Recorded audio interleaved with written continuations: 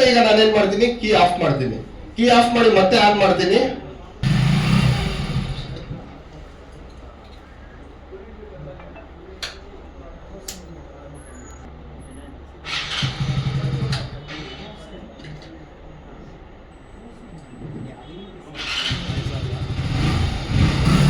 ಹೋಗಿದೆ sir light ಹೋಗಿದೆಯಾ?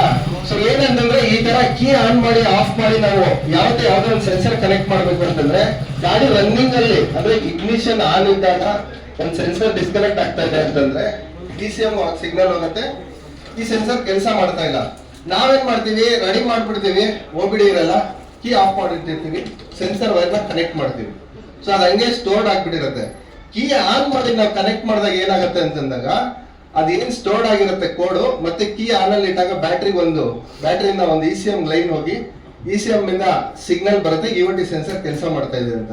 So ಆ connect ಮಾಡಿ ನಾವು ಈ ತರ ಒಂದ್ 2-3 ಟೈಮ್ ಗಾಡಿ ಆಫ್ ಮಾಡಿ ಸ್ಟಾರ್ಟ್ ಮಾಡಿದ್ರೆ OBD ಇಲ್ದೇನೆ ಲೈಟ್ ನ ಎರೇಂಜ್ ಮಾಡ್ಬೋದು. ಆದ್ರೆ ಗಾಡಿಯಲ್ಲಿ ಪ್ರಾಬ್ಲಮ್ ಸಾಲ್ವ್ ಆದಾಗ ಮಾತ್ರ.